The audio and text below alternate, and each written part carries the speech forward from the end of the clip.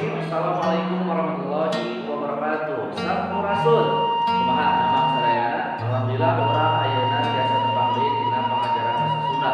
Ya, basa Sunda ayeuna atos sobat kana tema 3 ngeunaan nyaho tasapul makhluk.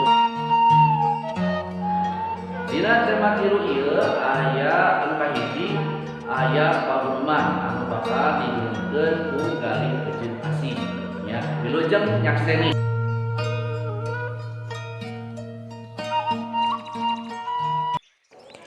Basa libur kamari, asih nganjang ka bumi Aki sareng Nini. Bumina di lembur. Tah, enjing-enjing Nini maraban hayam. Parabna teh huut lembut ditinyuh ku cai panas. Terus diamparkeun dina nyiru. Hayamna pasedek-sedek ngariung nyiru. Geus kitu Nini nyarios ka hayam, mapagahan. Nyarios ka hayam? Nya, kieu cenah nyariosna teh. Kade ulah jarambah teuing ulin teh, ulah bangor, ulah ngaruksak pepelakan batur, mun geus burit gancang balik.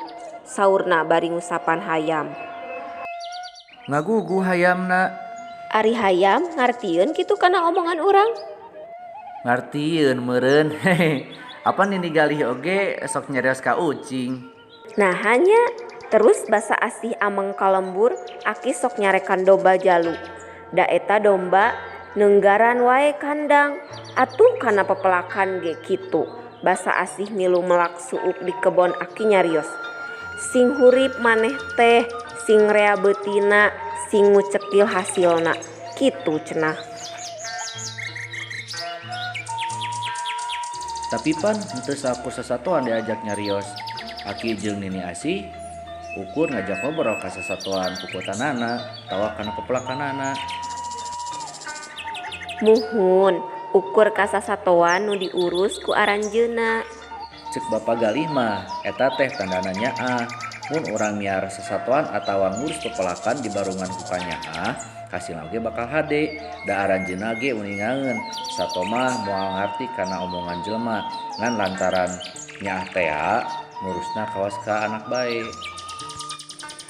Jadi asih ge mun melah kembang kudu diajak ngobrol, ngarah kembangna aralus. Kitu maksud galih teh. Tah, galih ge kungsi nanya ka Bapak. Di walana teh ari nembungkeun ka nyaah mah rupa-rupa. Urang lembur mah meureun geus biasa nyarita ka ingon-ingon teh, jadi moal dianggap aneh.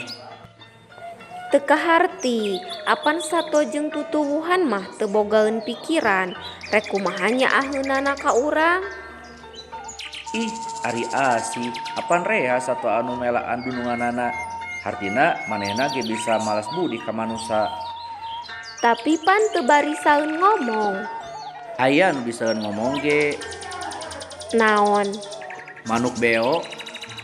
Ah, da eta mah dilatih ku jelema. Nah, kumaha hidup sadayana atos ngupingkeun pagunaman dari ejeng asih.